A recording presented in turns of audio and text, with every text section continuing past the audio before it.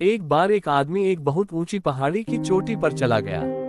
वह आदमी अपने आप को बहुत ही बुद्धिमान समझता था, अपने आप को बहुत ज्यादा इंटेलिजेंट समझता था। वह एक पहाड़ की चोटी पर चला गया और उसने ऊपर वाले की तरफ देखकर ऊपर वाले से एक सवाल पूछा। उसने पूछा कि हे ईश्वर, आपके लिए करोड़ों साल कितने साल के बराबर है?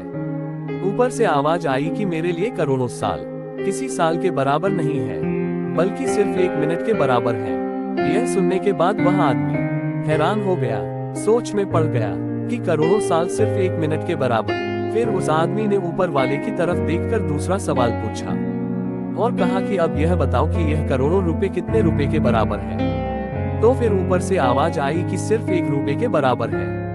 अब यह सुनने के बाद उस आदमी ने बड़े ही चालाकी से ऊपर वाले से कहा कि ठीक है, फिर मुझे आप सिर्फ 1 रुपए दे दीजिए।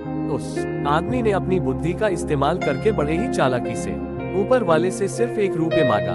इसका मतलब यह है कि ऊपर वाले के लिए तो करोड़ों रुपए 1 रुपए के समान है।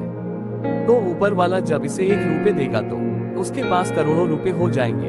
तो यह सुनने के बाद ऊपर वाले ने कहा कि ठीक है, मैं तुम्हें 1 रुपए देता हूँ, तुम सिर्फ 1 मिनट रुको। अब इसका मतलब यह हुआ कि उस आदमी को करोड़ों साल रुकना पड़ेगा, क्योंकि जो 1 मिनट ऊपर वाले के लिए है वह उस आदमी के लिए करोड़ों साल के बराबर है। इस कहानी से हमें यह सीख मिलती है कि कभी भी हमें सामने वाले को कम बुद्धिमान नहीं समझना चाहिए, खास करके उसे जिसने आपको इस काबिल बनाया है।